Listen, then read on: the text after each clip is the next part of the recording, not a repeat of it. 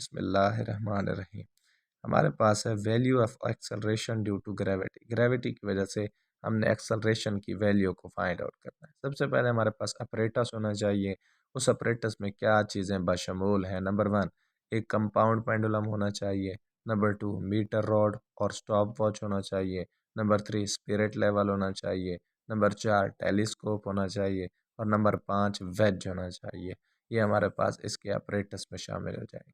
इसकी थ्योरी में ज़रा बैकग्राउंड देखें तो इसका नज़रिया क्या था। A compound pendulum consist of a rigid body. ये जो कंपाउंड पेंडुलम है इसे एक सख्त बॉडी पर मबनी होना चाहिए, ना कि फ्लेक्सिबल बॉडी में। फ्लेक्सिबल और रिजिड दोनों आपस में एंटोनिम है। रिजिड बॉडी का मतलब होता है जिसमें वेरिएशन ना हो पाए या बहुत ही कम हो। विच कैन ऑसिलेट, जो कि ऑसिलेट कर सकती हो freely about a horizontal axis, हमारे पास हॉरिजॉन्टल एक्सेस के तौर पर, और वो पासिंग थ्रू इट, और इसमें से गुजर भी रही हो।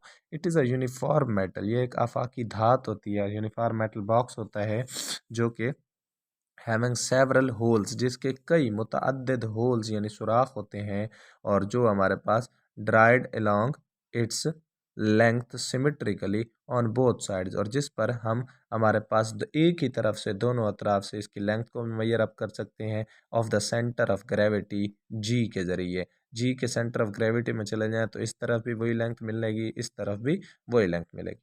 इससे आगे हमारे पास आ जाता है, हम टू नाइफ्स एजेस रखते हैं, दो चाकू के किस्म के एज रखते हैं जो कि प्लेस किए जाते हैं, आर प्लेस सिमेट्रिकली, एक ही तरह से, विद रिस्पेक्ट टू जी। जी को मद्देनज़र रखते हुए पॉइंट ए पर भी, एक पॉइंट को हम लेफ़्ट पॉइंट को मिसाल के तौर पर ए लेट कर सकते हैं, और राइट ही पॉइंट को हम बी लेफ्ट कर सकते हैं, बी लेट कर सकते हैं। And the distance of each point, और हर पॉइंट का जो फासला होगा ऑफ सस्पेंशन का, वो knife edge is measured from the centre of gravity. अब ये जो नाइफ एज है, हम इसे सेंटर ऑफ ग्रेविटी से आसानी से मेजर अप कर सकते हैं। The time period is determined, अब ये जो टाइम पीरियड हमारे पास हमें मिलेगा उसका हम तयन कर सकते हैं अबाउट ईच होल, हर सुराख के हिसाब से। Time period T of a compound pendulum, compound pendulum का जो टाइम पीरियड टी होता है वो हमारे पास किस तरीके से दिया जाता है, इस गिवन बाय। अब हमारे पास ये टाइम पीरियड का नीचे हमारे पास फार्मूला डिराइव्ड है, और इसी तरीके से हम इस टाइम पीरियड को थ्योरी के हिसाब से लेट कर सकते हैं। T is equal to 2 pi K का स्केयर प्लस एल का square over G L, where is L हमारे पास लेंथ हो जाएगी, के कांस्टेंट हो जाएगा, 2 पाई कांस्टेंट होता है, पाई की वैल्यू 3.14, जी हमारे पास नीचे मेंशन है तो इस जी की वैल्यू होती है 9.8। तो इस तरीके से हम टाइम पीरियड को इजीली ले सकते हैं। इससे आगे हमारे पास इसी एक्सपेरिमेंट के फिगर्स हैं कि हाउ कैन इट परफॉर्म। अब सबसे पहले हमारे पास साइड ए, हमने इस सेंट्रल पॉइंट को ओ रखा, ओरिजिन पॉइंट ये हमारे पास साइड ए है, ये हमारे पास साइड बी है।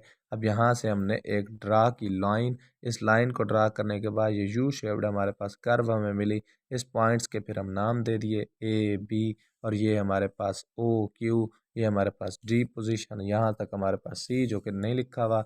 अब यहाँ से यहाँ तक देख लो तो ये लेंथ बनती है, और इधर आ जाएं तो ये हमारे पास गिलास प्लेट होती है, और ये हमारे पास जी सेंटर ऑफ ग्रेविटी। और इसके ऊपर वाला भी हमने कहा था चाकू के किस्म का दो एजेस होते हैं, एक ऊपर होता है एक नीचे होता है।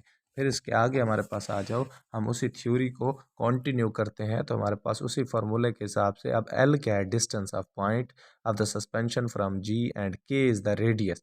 के हम यहाँ पर रेडियस को लेट करेंगे, बेसिकली के कांस्टेंट होता है, लेकिन यहाँ पर इस फार्मूले में, पीछे वाले फार्मूले में हम इसको रेडियस लेट करेंगे गायरेशन का, और कंपाउंड पेंडुलम में about an axis passing through G, जो कि जी के ज़रिए एक एक्सेस में से पास आउट कर रहा है। अब ये a graph is plotted between the distance L of the knife edge, अब ये जो ग्राफ हम बनाएंगे इसे नाइफ एज एल के डिस्टेंस से बनाएंगे, एंड हमारे पास from the C, point C से, it is taken along X axis and time period T along Y axis, हम इसे एक्स एक्सेस के लाइन जबकि टाइम पीरियड को वाई एक्सेस। और horizontal line A B C D is drawn which cuts the graph at A B and D. एक horizontal line हम draw करेंगे तो वो इस ग्राफ को कट कर देगी A B and D. At which the time period is also some same, जैसा कि टाइम पीरियड हमारे पास सेम आ रहा है, same the distance A D and B E gives the length of equivalent simple pendulum. तो ये हमारे पास इक्विवेलेंट सिंपल पेंडुलम की लेंथ दे देगी। If T is corresponding time period तो हमारे पास T is equal to 2 pi L over G, दोनों तरफ स्केयर ले लें तो T is equal to 4 pi का स्केयर एल ओवर टी का स्केयर।